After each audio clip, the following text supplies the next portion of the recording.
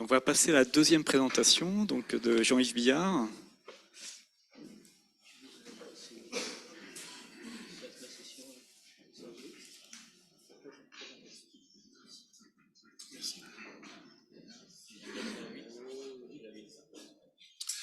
Oui, bonjour à tous. Donc effectivement, on va faire une présentation à deux voix avec Jean-François, puisque donc on a travaillé sur l'analyse en fait des incertitudes que l'on peut avoir quand on fait une mesure de KG sur un bateau, donc quand on fait une expérience de stabilité, puisque l'information que l'on va chercher, c'est la position de notre centre de gravité qui va être adopté comme étant quelque chose de fixe. Et on sait que de nombreuses sources d'incertitudes peuvent venir modifier influer sur cette position.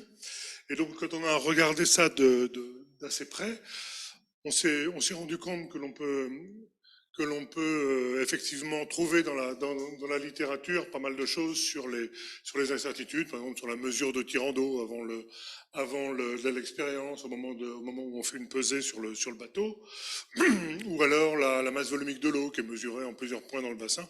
Donc il y a des procédures qui permettent d'aller chercher ces informations.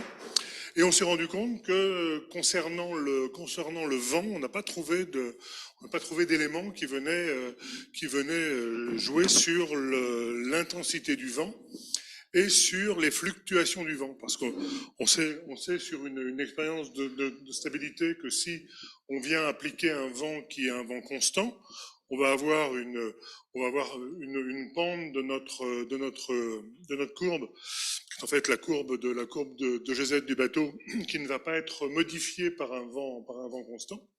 Donc on peut travailler avec un vent constant sans avoir d'erreur induite. Par contre, si on a des fluctuations de vent, on va avoir des fluctuations d'angle de gîte du bateau, et on va avoir cette fois-ci un impact sur la mesure du KG. Or, la mesure du KG derrière, c'est le GM, et donc à un moment donné, si on vient accumuler les erreurs et faire monter le KG, on a toujours un risque d'arriver à la limite, c'est-à-dire d'arriver au KG max et de ne plus être de ne plus respecter les critères. Donc on s'est posé cette question. Donc l'objectif, ça a été d'évaluer l'incertitude associée au vent. Et on s'est rendu compte aussi que l'utilisation des méthodes classiques qui consistent à mesurer, à dire voilà, je connais le KM de mon bateau, je vais mesurer le GM pour retrancher le GM de mon KM et obtenir le KG, c'est quelque chose qui est correct si on est dans une évolution complètement linéaire de GZ avec l'angle de gîte, ce qui peut être acceptable pour des angles de gîte imposés sur le bateau qui restent très faibles.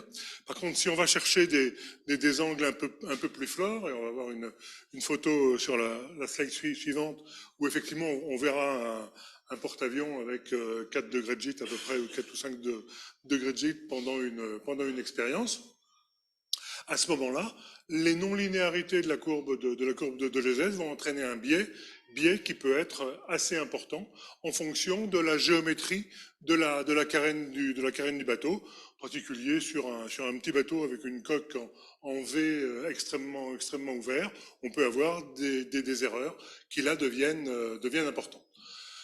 Alors le constat, c'est que quand on regarde ce qui est dit, c'est que pour réaliser une expérience de stabilité, on va choisir un vent, on va limiter le vent de façon assez arbitraire à 10 nœuds. Or, ça ne prend en compte ni les caractéristiques du bateau, ni les fluctuations de vent que l'on peut avoir. Donc cette limite n'est fonction ni du bateau, qu'on ait un porte-avions ou qu'on ait un chasseur de mine, on a la même valeur de vent.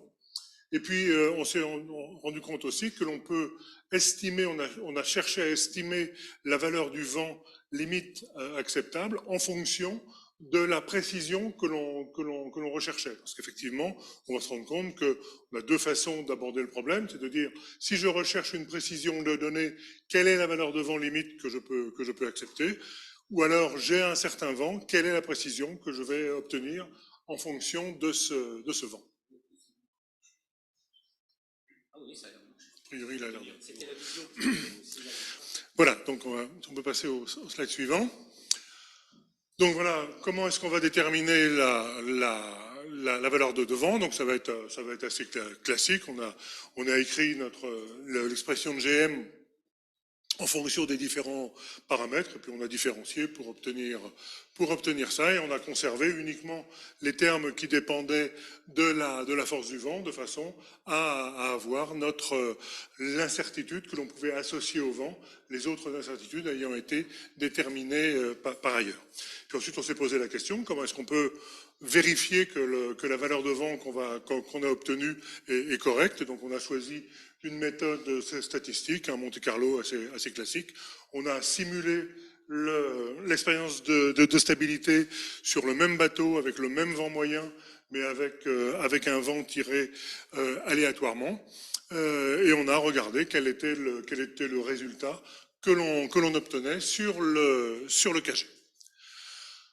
Voilà, donc voici la photo pendant une expérience de stable, d'après ce que j'ai trouvé dans le commentaire qui était appliqué, donc avec un embossage qui me paraît assez tendu pour faire une expérience de stabilité.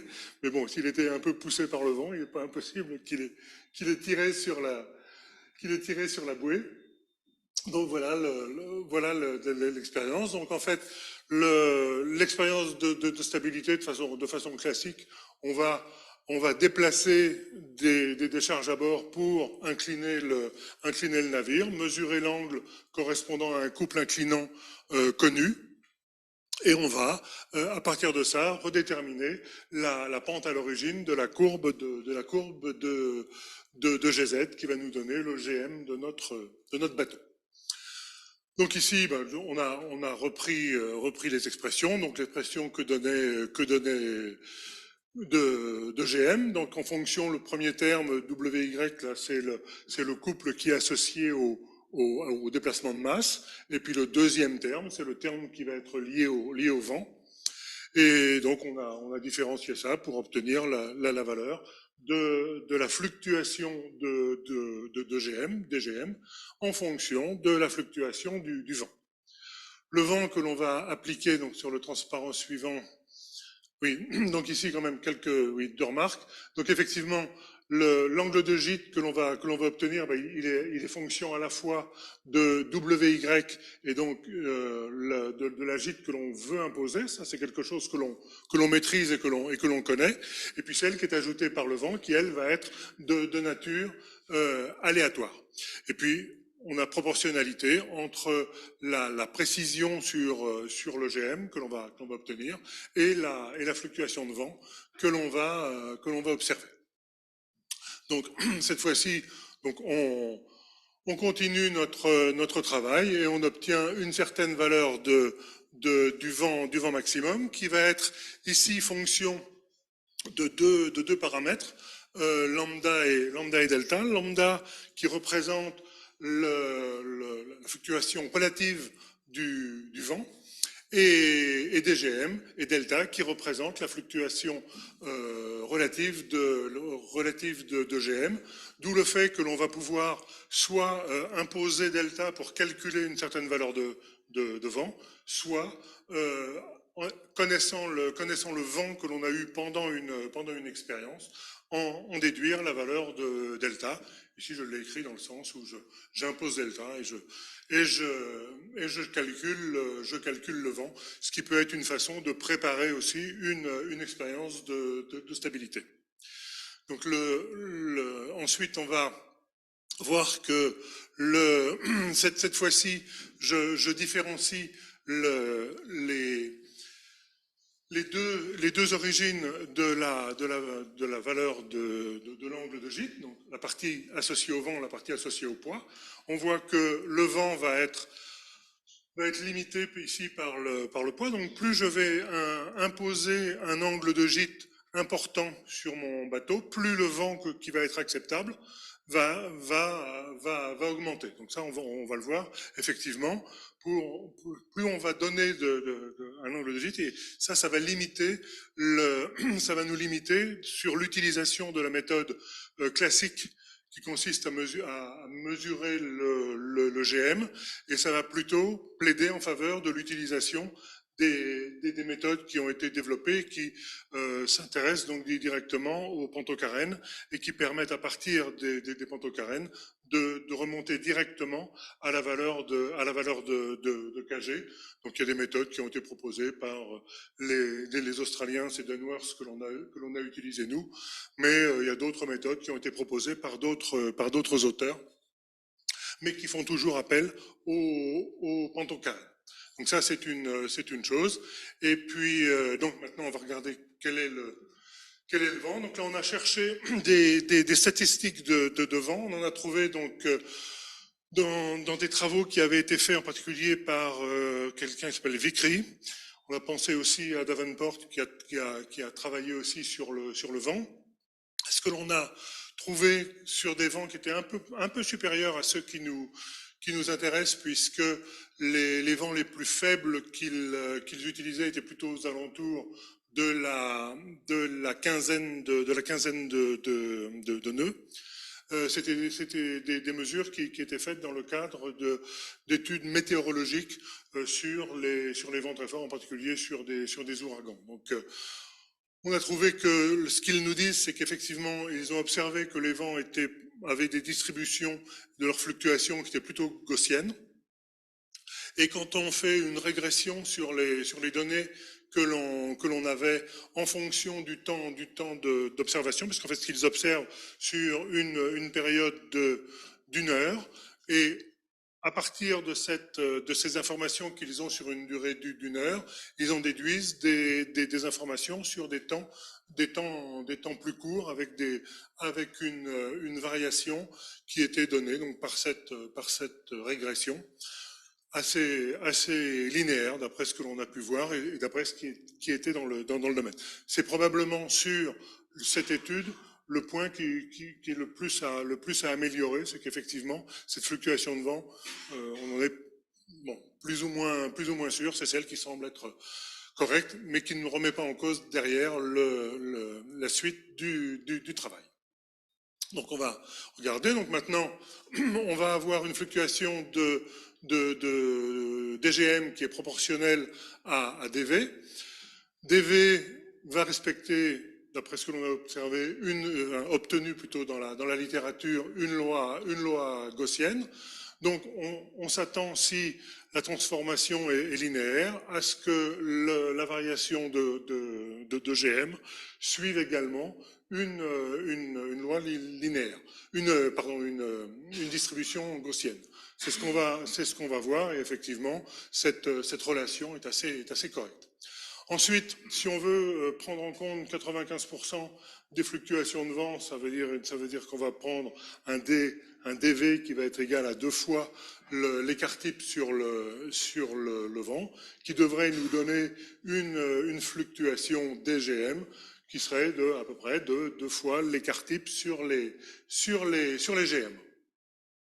Et donc ici, on va voir en fait deux choses.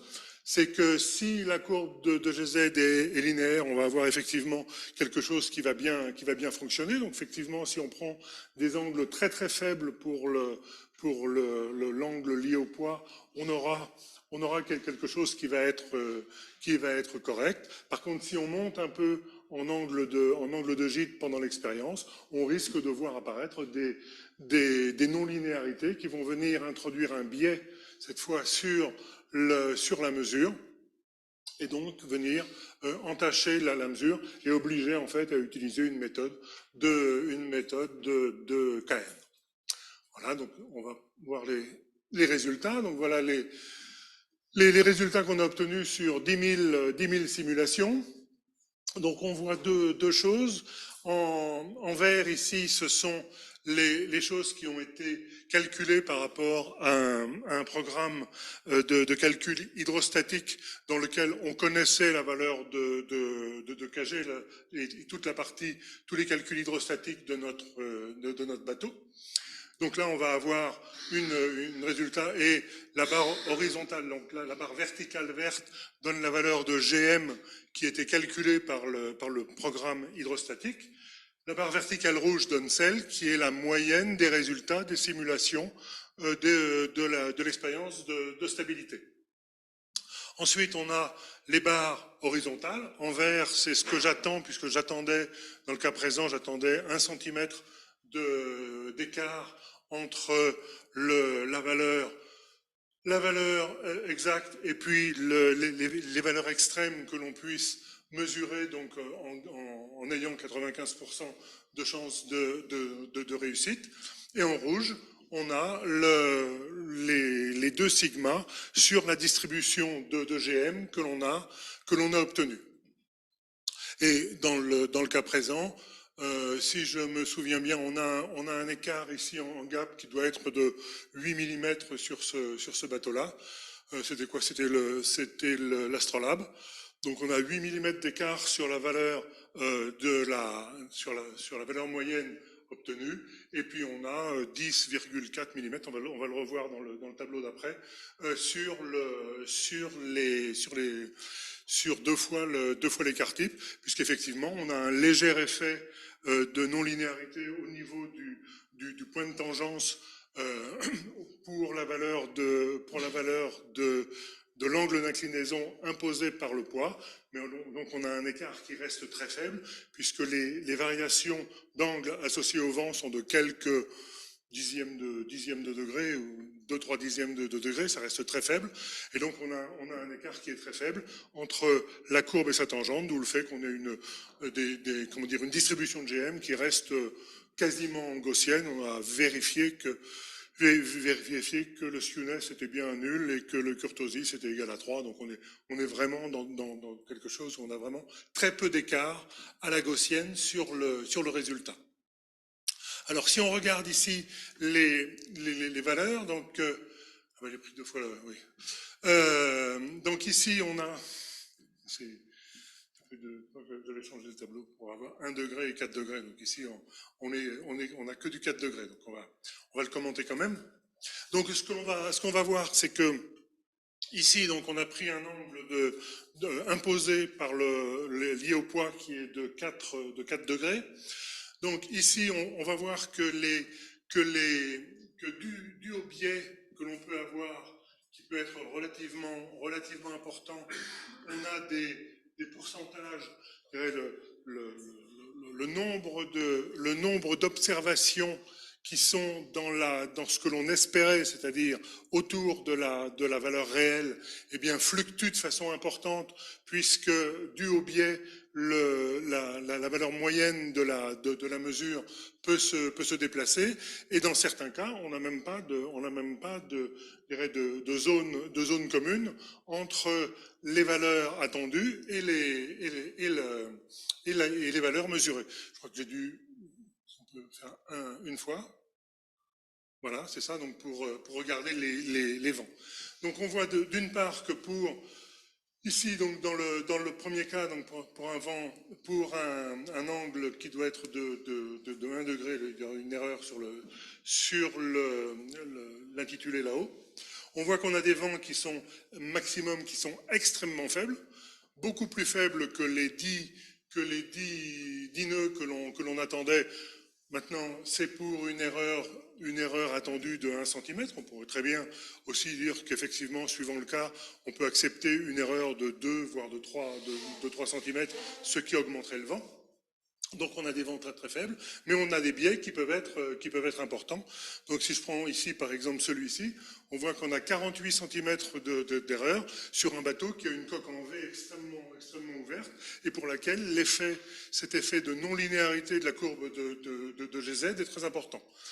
On a des erreurs sinon qui peuvent être de l'ordre de 5 cm sur un PHA, ce qui n'est pas forcément quelque chose d'extrêmement grave. Si on a une valeur très forte, ce qui est le cas par exemple du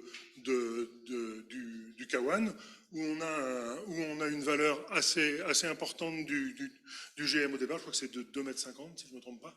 Donc le fait qu'on ait 40 cm d'erreur quand on fait un traitement classique ramène à 2 mètres le GM. Le bateau ne court pas forcément un risque, mais on a quand même une erreur associée au biais qui est quand même importante.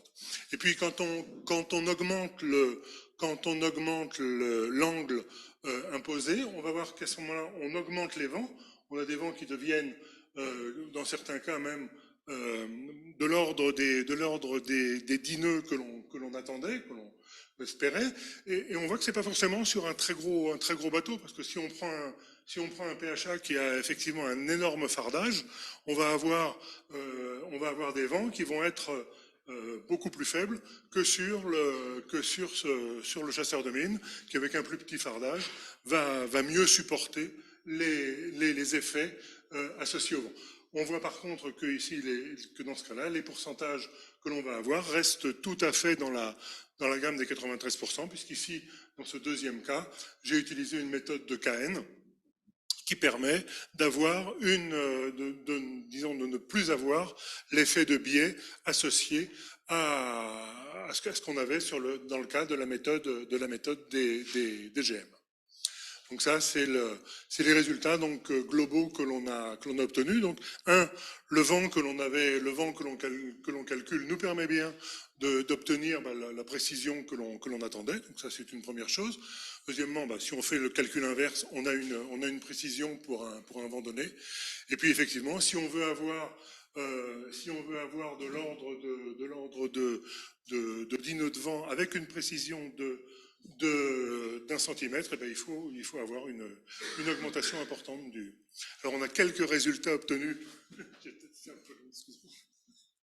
a la planche suivante.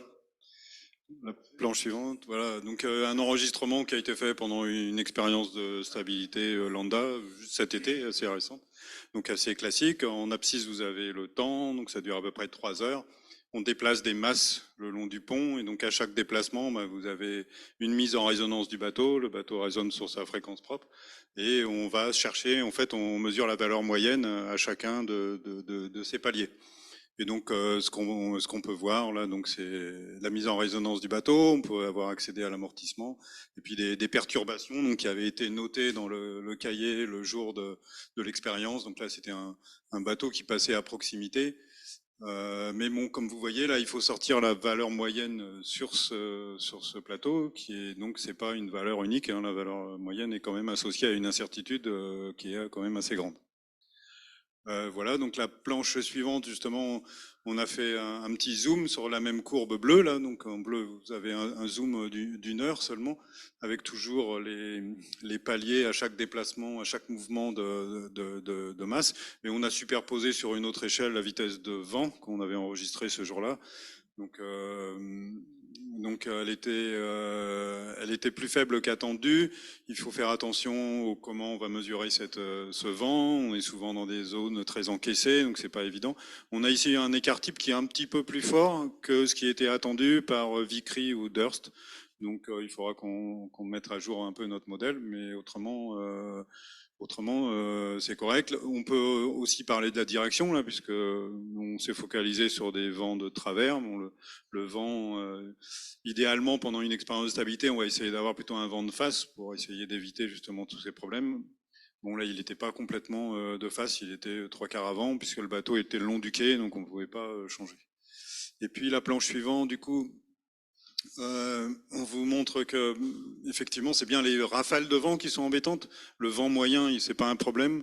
Le vent moyen, c'est traité par l'OMI. Si le vent est constant, ça ne va pas changer le traitement de l'expérience de stabilité. Ce qui est vraiment embêtant, c'est la rafale. Donc la planche suivante, justement, donc avec l'aide de deux stagiaires là, de l'école navale qui sont avec nous aujourd'hui. Donc Louis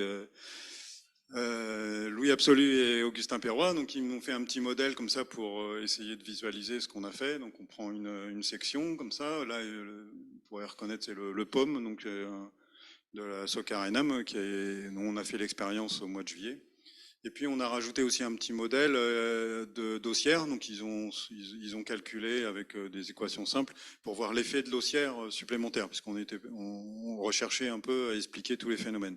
Et donc la planche suivante, on voit bien ici, donc ça c'est issu d'un modèle simple, 1 degré de liberté, calé avec la bonne fréquence propre du bateau. On voit, en prenant l'enregistrement du vent réel, on met ça dans ce petit modèle tout simple, et donc on a une réponse en roulis du bateau, et donc simulée, donc on voit qu'on peut aller jusqu'à des 0,1 degrés de gîte. Là ici, on va essayer de sortir normalement l'observateur avec son pendule ou son GM-meter, il va sortir une valeur moyenne de ce signal. Alors ici, il est sur une demi-heure. Bon, la mesure, elle est en fait faite au maximum sur une trentaine, quarantaine de secondes. Donc la valeur moyenne est quand même sujette à la fenêtre dans laquelle on a fait la mesure. Le bleu et rouge, c'est bleu en superposant un effet avec les ossières. Donc on voit que là, dans ce cas précis, les ossières n'étaient pas un problème. Et puis on va arriver aux conclusions, je pense. Je vais essayer de les lire pour gagner un peu de temps. Donc le vent, ça a une fluctuation importante sur l'erreur sur le KG, ça peut aller à plusieurs centimètres. Donc moi, plusieurs centimètres, c'est quand même important. Hein. Souvent, les bateaux, ils sont vraiment à 1 centimètre de leur KG max. Donc gagner un petit peu de précision sur cette valeur, c'est important. Donc la méthode d'évaluation proposée, donc ça permet, comme disait Jean-Yves, de faire dans les deux sens, de prévoir pour le lendemain quel vent je peux accepter demain si je veux 1 centimètre de précision.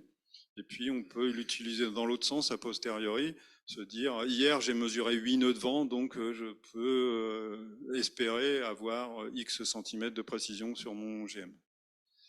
Voilà, et puis les perspectives, on va essayer du coup d'améliorer les procédures et puis inclure donc cette vitesse de vent dans le calcul d'incertitude globale qui est demandé dans les comptes rendus d'expérience.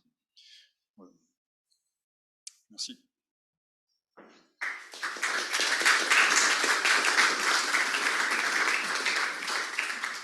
Merci Jean-Yves et Jean-François. Donc maintenant, on a le temps pour 1 ou 2 questions.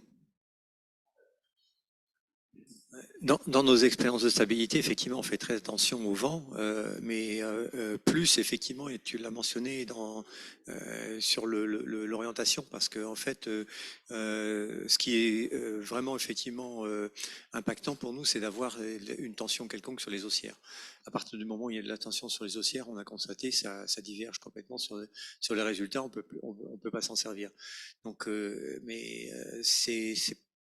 on n'a pas été nous jusqu'à regarder ce que ferait comment dire le vent, les fluctuations de vent, mais c'est effectivement on cherche nous toujours à avoir un vent le plus faible possible. Oui, bien sûr.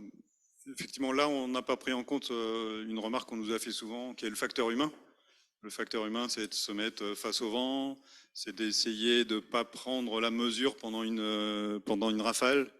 Bon, l'expérimentateur, qui est souvent expérimenté, eh bien, il va prendre des mesures quand même pour réduire ça. Après, la direction du vent, souvent on est le long du quai ou dans une darse, on n'a pas toujours le moyen de choisir la direction du vent. Voilà. Est-ce qu'il y a une autre question ? Alors, en fait, moi, j'en avais une. En fait, je me suis posé la question, pourquoi est-ce que